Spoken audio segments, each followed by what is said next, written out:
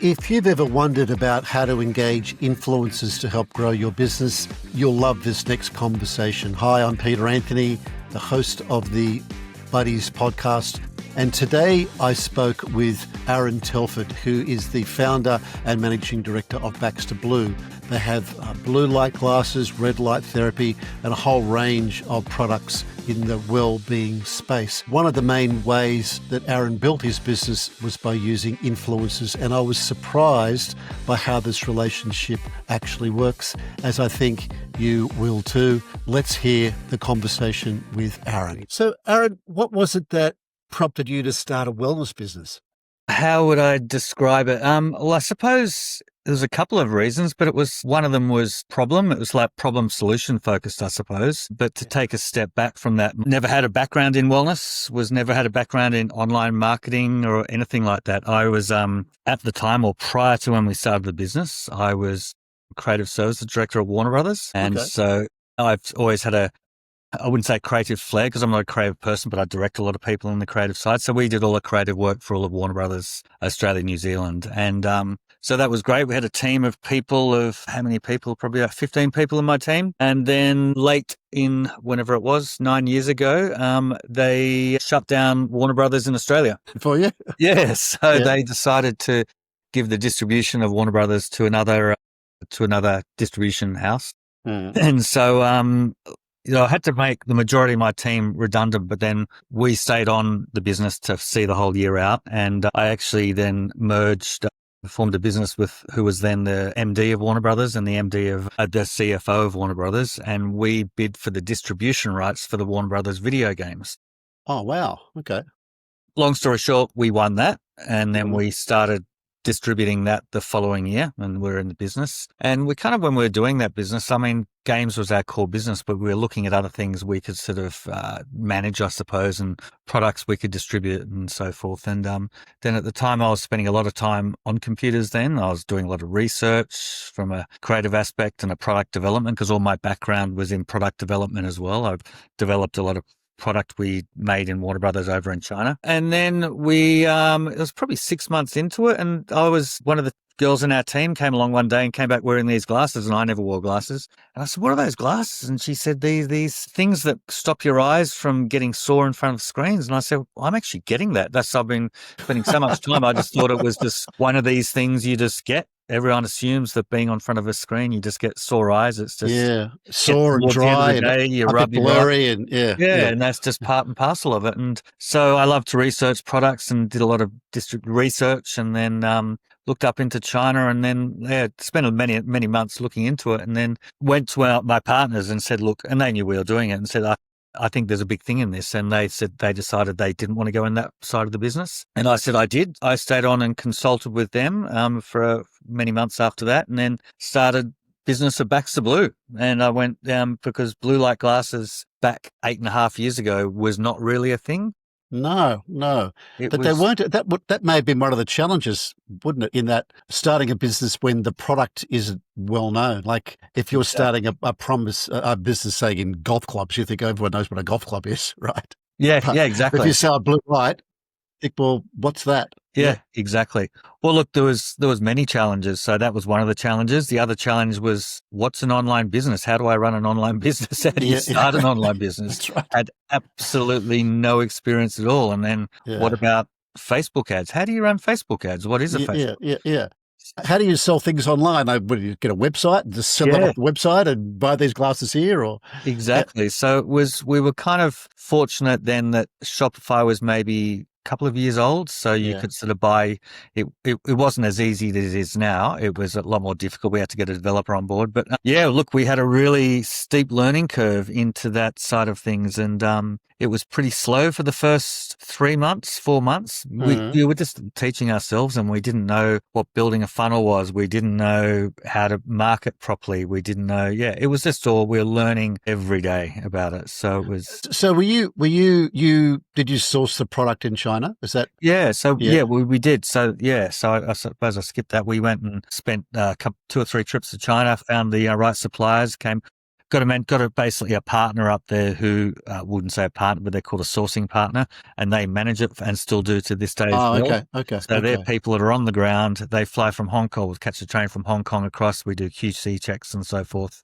because you really need someone that's got experience. Whilst I had experience, you really need someone that's got experience on the ground and know how to speak the language and cut through all of the barriers, I suppose. So, yeah, so we went there. So you said, here's the specifications I'm looking for, and they found the supplier for you. Is that how it works? They did that. I said, this is what we want. And they came back and said, okay, here's 6 suppliers, maybe 7 suppliers. Yeah. We went up there and spent a week up in China, down South China in Guangzhou, and literally did factory visits. So we go from one factory to another factory, checking them out, seeing how authentic they were. There's a few dodgy places up there. Majority are actually really good. And then, then brought it down to probably 2 suppliers, I think, at that time. And then we just did some test samples, because not only did we have to come up with the designs, and the designs were, okay, what's a good design? What's something that's going to sell? It's sort of fairly generic. You can't be too specific. So we come up with the designs of the glasses, and then we also had to then develop the lenses, because the lenses of the glasses. So our lenses, because they're kind of commonly known as blue light blockers, as you would have heard of. But traditional proper blue light blockers are the red lenses, and they'd been around for a while, but we wanted something that was sort of in between that was basically what we call filtering the blue light, but not changing the color of your screen, because so many people wanted to continue on their screens and didn't want to change the color of their screens. So we had to develop the technology with our partner up there, and so we got there a bit of research and due diligence and back and forth, and then probably took, I'd say, 9 months until we got it all up and running, maybe 12 months. That's a lot of very steep learning curves, Aaron, isn't it? Like a learning curve of the glasses, the lenses, the frames, the suppliers, even just the product side is complex. A lot of big leaps of faith, I suppose, because you're trusting your judgment in something you don't know that well. Yeah, no, exactly. And you're basically, I suppose you're trusting your better judgment. It's also partnering with the right people, having these partners that were sort of managing it for us. And then you've got the next steep learning curve is then importing them back into Australia. How do you import it here? How do you send it here? What taxes have you got to pay? And then, then who distributes them? So back then we were very basic, and we were just at home. We basically started it from our garage. We would have got all the glasses eventually delivered. All the boxes of product were all around the outside of the garage, and we literally packed them every day. So maybe the first day we went on sale, or the first week was maybe a handful of orders, and then it's gradually increased until such time then we would get some partners came and helped pack them for us. Just some part-time mums who'd come and start packing them for us. It started to get bigger. So every morning, back the car out, put the trestle tables out, get all the packing boxes. Get in there, pack the glasses, and they'd leave for the day to put the cars back in, and you do that day in, day out. Go down to the post office with you. It'd be like Santa going down to the post office with your big sack of all your boxes in there. And then it got bigger and bigger until it became, doing hundreds per day and so forth. And you get the trucks then coming and visiting you. So that's how we kind of got started in there. Okay. Yeah. So you've got the product challenge, and this is still, we're still talking blue light here. The product challenge, the design challenge, the supply challenge, then the packaging and delivering, shipping challenge. And you mentioned you use Shopify, did you, like as a online platform? Yeah, so we use Shopify, and they'd be by far the biggest now, and they're a huge business. So they take a lot of, and I think the reason they've been so successful is they take a lot of the hard work out for you. So they do a lot of that stuff. I mean, we've got all the setups ourselves. We then had to go, and once we'd sort of set everything up on Shopify, they collect all the taxes, they do everything for you. Yes. But then we had to go and once it became too big, then we had to go and set up distributors with us, so 3PLs, third party logistics businesses. So then have to go and sort those out and go and vet them and look who's the best ones, and a lot of due diligence on that side, because it's timing is everything with online business, and it's pretty critical to get that right. So mistakes aren't happening. So what was the tipping point for you, Aaron? Like tipping point between being in the garage and visiting Australia Post, having a truck pull up with all your orders. What was the tipping point that said, "Oh, look, we need to get"? Did you know what 3PL was then? Not at the beginning, we didn't, but then we knew we had to go there and we knew we had to do it. That's what we did. The tipping point was basically when we didn't have enough room in our garage. Okay. And I have to put my car in there. I can't leave it on the streets. Yeah. So we then went to a warehouse. A friend had a warehouse in the same suburb. So we went there and we basically rented a corner of this very cold warehouse, and we basically set up trestle tables there, and we did the same thing there. So didn't have an office, but then we had a couple of bays, and then the girls would come in and pack it and so forth. And then we still did it then manually ourselves. So that continued for probably 6 months, and we're sort of getting then towards the beginning of 2020. And we went, okay, we need to, and then we moved into an office, and then we went, okay, we need to get a logistics business for this. Actually, no, towards the end of 2019, we started looking into it. Fortuitously, we then, I think, set up the logistics business come February of 2020, just when COVID was rolling in. And then come the 25th of March, when we all went into lockdown, we had no idea what was going to happen. We were very fortunate at that stage that we were actually in this logistics business because it just exploded for us because people were on. Yeah, and to give you an example, it was probably a couple of 1,000% increase in terms of what we were actually shipping out per day. So there was no way we could have done it. So why was that? Because people are still looking at computer screens the same whether COVID's on or off. They're just at home, right? So what were the differences? No, because you think about it, in COVID, everyone was at home. It was all work from home. So people, and whilst they were still in offices, but not in front of screens that much. And so there was more screen time as a result of more COVID. Screen time, yeah. And people, I'd imagine people were, when they weren't doing work on screens, they were playing games on screens, having Zoom calls with people. There was all of that. So it was just explosive. So those, 18 months was just, went from a small amount to a massive amount. So 1,000% increase. That's a nice curve to see. Yeah, it was, we couldn't believe it because we, as with a lot of businesses then, no one knew what was going to happen. It was all uncharted territory. So we were expecting the worst, to be honest. It was like, okay, are we going to survive this? And it was, quite the opposite. So, so it was interesting time, wasn't it? Because some businesses actually thrived during COVID and some got destroyed and some remained the same. But, as you say, it was so much unknown because no one had been through a pandemic before. So what do you do? No, exactly.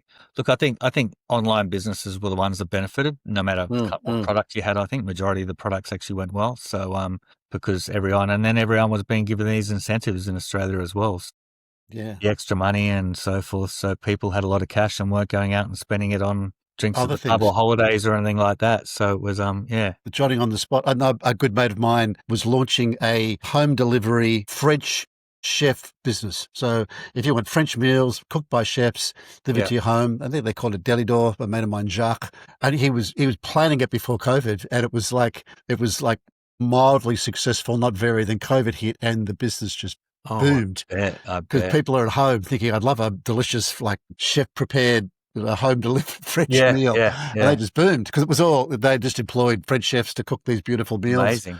And it just boomed. So was this just blue light for you then? Was that all you were selling? Yeah, that's what we were doing, was blue light glasses. We were doing sunglasses, but all glasses and so forth. So no, we hadn't ventured into the wellbeing side of things yet. Okay, so it's booming in COVID. You probably can't come up with a supply. You've got to do your order. Great. Then you're thinking, well, so when was the time you thought, well, maybe we should expand this, and what should we do? Should we think about wellness? How did that thought process take place? I suppose it took a while. It wasn't straight away. It was after COVID when we went into wellness. Okay.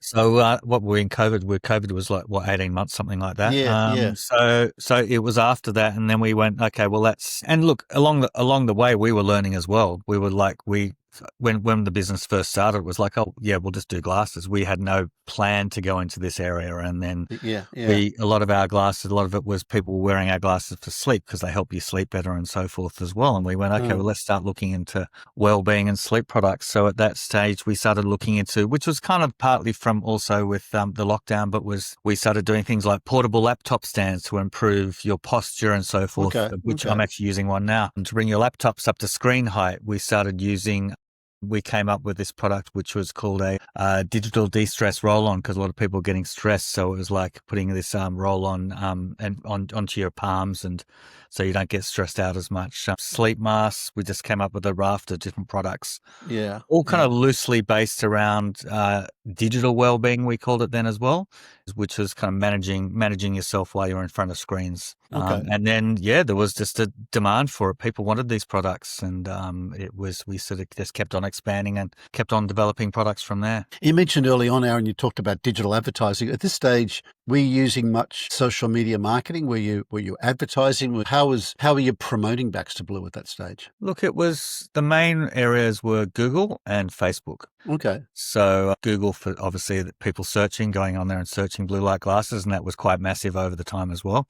And then there's the discovery side of it, which is Facebook. So Facebook back then was quite a lot different to what it is now. I wish I knew then what I know now about Facebook, because I would have scaled a lot quicker and spent a lot more money on Facebook back then. So cheap. It was so cheap. Yeah. It was so cheap because online businesses boomed considerably since then. So there's more and more competition out there. So, and particularly in our space. So so we basically did that. Yeah, we did. We did that. There was Klaviyo, which was email, and then also influencers was a big thing as well. Okay. We were very, very big in the influencer space. Okay. So you're doing what? You're doing Meta. You're doing ads in Facebook. Is that right? And then Google ads obviously in Google to get high search placement. So we're using Instagram as well, or just the Meta ads in Facebook?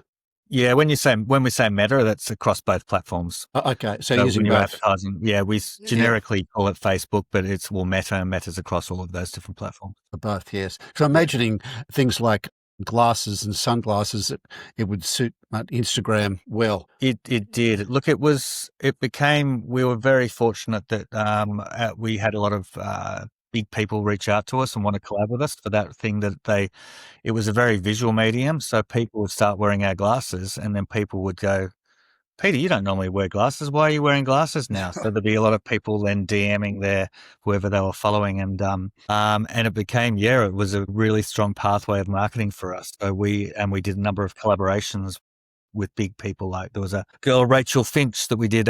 She came to us and started wearing our glasses, and then we did a collaboration with her own line of glasses. We did another girl called Georgie Stevenson, and did her own range of glasses, and another girl, Chloe Zapp, after that as well. So that gave us enormous exposure as well out there to those other demographics that we weren't looking into. Okay. And it's when you're dealing with these influencers and these well-known people, they have so much credibility out there within their people that if they say these glasses are amazing, of which they were because they wore them and they developed their own style along with us, that they then went and bought them. So it was a great, another really important part of our marketing back then as well. And it was kind of before influencers became a big thing. Influencers were just becoming a thing then. It wasn't that massive. So there again, we had a really right place at the right time type thing.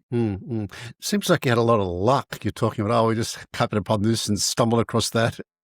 There was. I'm not sure it was all luck. There must have been some intelligent design going on here, or intelligent choices to make. Because it seems like at every stage, every fork in the road, you tended to take the fork that worked. Yeah, and it was true. And there's along with any business, I think there's an element of luck in there. Yeah. Everyone has some kind of luck. It's the right. I think it's luck. I think it's what I found too in talking to a lot of successful small business people.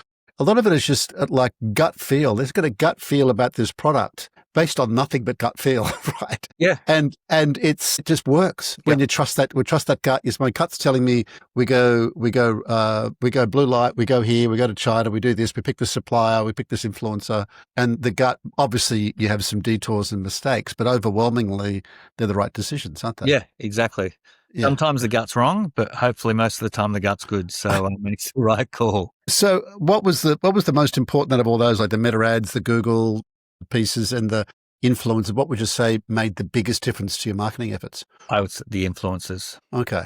Yeah. Okay. I kind of wish now we spent more money on Facebook back then, or meta advertising back then, to complement that. Yeah. So our spend we didn't really spend much on marketing back then. We were lucky it was all organic and it was all through influencers. It was also, because we were quite new into the scene. So we were on Channel 9 a number of times on current affairs, and there was a lot of skeptics as well. So there's no. But they were chasing you down a laneway and over a fence, were they? Well, nearly. They came to our house twice, I think. We had but it was for actual interviews here. So yeah, it was on the news, because it was also there was a lot of skeptics about it as well. Yes. So it was a controversial thing. It was like, well, this product that these influencers are spruiking, it doesn't work, and so forth. So when you've got the science to kind of back it up, and the proof is in the pudding, people don't just buy these glasses for the sake of it. They've got to work. I noticed on your website too that all of your statements, it's like scientifically backed. So there's good science behind this. It's not just Aaron thinking it's a great idea. Yeah. There's good science behind what you're recommending. Otherwise, you wouldn't have grown so successfully for so long. Yeah, no, that's right. With all our products, there is all science and tests and so forth all behind. Not just our products, there's general science and tests out there about it. So that's And then you got into red light? Yeah, then we sort of moved into red light therapy and what I'm coining circadian lighting. Okay. So red light therapies, there again, we're at the beginning of that curve. It's been around for a few years now. We are not the first business to do it. It's probably been around for about 5, 6, 7 years, maybe 7 or 8 years. But only in its infancy. It's always in the past been, I think, not reserved, but thought of as being a biohacker tool. A biohacker, okay. Yeah, because it's very much into it's basically hacking your body, biohacking in a sense. That's kind of where it sort of started. Oh, okay.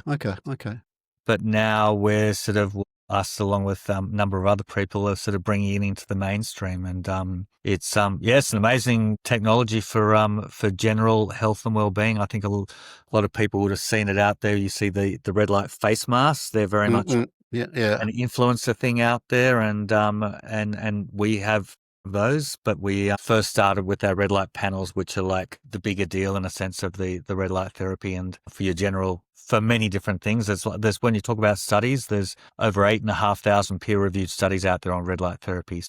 Wow. It's a very well-researched subject. There's still skeptics out there about it, but it's a very well-researched subject out there. So, yes. I think in the well-being field, there's skeptics about everything. I mean, I'm a big believer in water contrast. I do like hot-cold because I love the ice baths and the saunas in conjunction. And there's so much great research about the benefits, but skeptics saying, I think anything health related, there's skeptics. Even like traditional medicine, if you go to a GP and get a medication, there's skeptics about other GPs being paid by Big Pharma or whatever. There's hardly any health area I can think of where there isn't like skeptics and deniers. It often throws up a lot of very strong opinions both ways, doesn't it? Yeah, it does. It does. And people like having their opinion out there. People like getting a chat about things. So and people we get lots of comments on our ads and so forth out there, and people like to be warriors behind the keyboards and make all these comments. But a lot of people, if it's factual, it's kind of out there, isn't it? So it is. And you don't need everyone to be a customer, right? If the people don't like it, they don't buy it. I mean, if whatever it is you're buying, if you don't like it, don't buy it. That's okay. Yeah, exactly. It's all right. Just, we've got enough people that really like it and get some great health benefits from it. Yeah. To keep us happy. Exactly. I remember too earlier, when I first met you, Aaron, you're a big blog writer too, I remember. You used to love writing. I don't know whether you're still doing your blogs. I do. Writing blogs is, how would you describe? I write them. I've sort of gone down different paths, I suppose. I like to get out. I used to write a blog, I think, Pete, when we were sort of working with each other, but it was called The Wellbeing Journey, the weekly Wellbeing Journey. That's right. That's because you used to go to the beach and have a swim and sit in the cafe. Yeah, that's right. So I like to sort of give people a few things to sort of, you don't want to be sort of selling people too much, and people don't want to be sold to all day.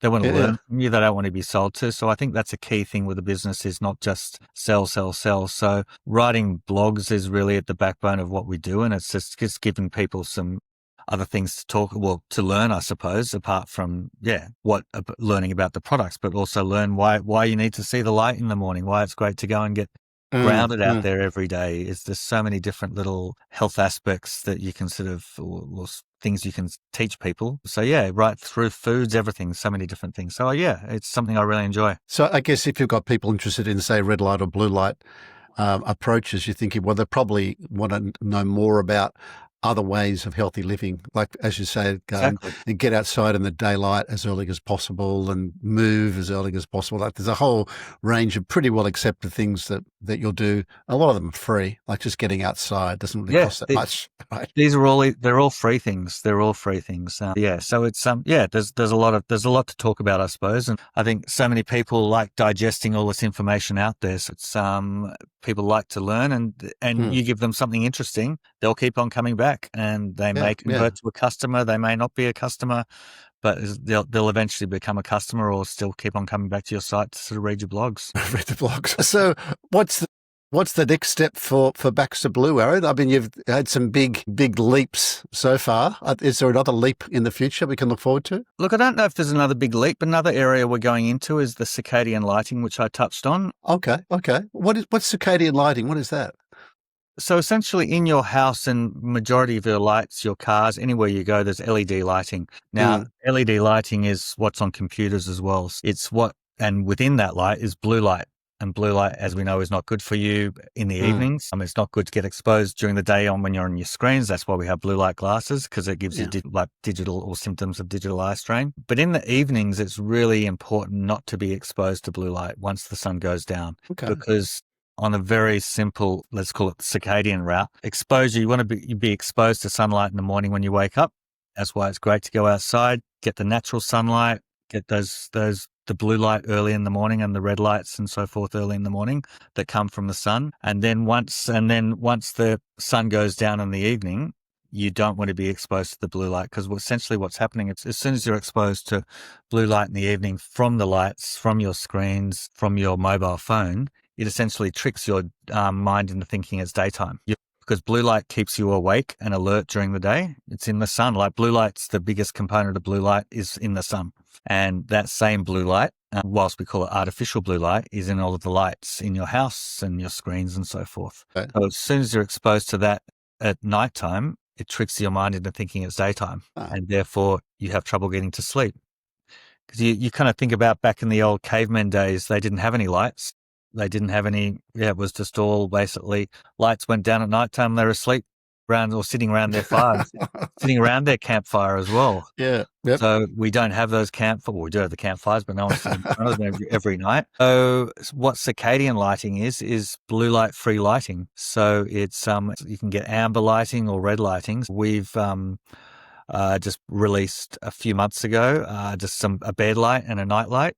And then we're got some light globes. We're actually sort of releasing in about 2 weeks time. Okay, so cool. Light globes for your house. So it's so that's a really important thing, because I think a lot of people, sleep is so important these days. Yeah, absolutely. And people don't realize. I mean, sleep dictates how productive you are the next day, how well you feel, and so forth. But don't realize that it's kind of getting back to that education thing, which we're doing again as well. People don't realize exposure to that blue light at night is really bad for you. That you may be sitting and watching TV and have the lights down low and have your lamps, and then you sort of go, okay, time to go to bed, walk down the hallway, turn the lights on, walk in the bathroom, turn the lights on, have your bedside lamp with a bright glow while you're reading your book, and then lie there in bed at night and wonder why you're not getting to sleep. So we're developing a range of bulbs and lighting called circadian lighting to combat that. Cool. Now, if anyone's interested in any of this that you're talking about, we're going to have links to Baxter Blue in the show notes of the podcast. But for the time being, Aaron, I just wanted to thank you for being a guest on the Buddies podcast today. My pleasure. Hope I could pass some insights on. Thanks for having me, Pete. It was a really interesting conversation, wasn't it? It wasn't what I expected to hear about influencers, although I must admit I didn't know much about influencers when I first started speaking with Aaron.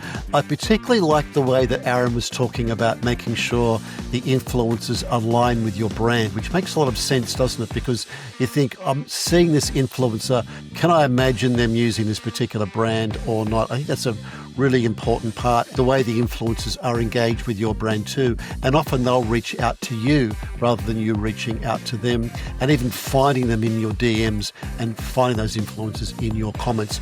Lots of great advice there on working with influencers. If you want to join the Buddies community and learn a lot more from other small business owners in terms of how they build their business using social media marketing, check out buddies.com, join the Buddies community, and also check out all the Buddies podcasts and workshops.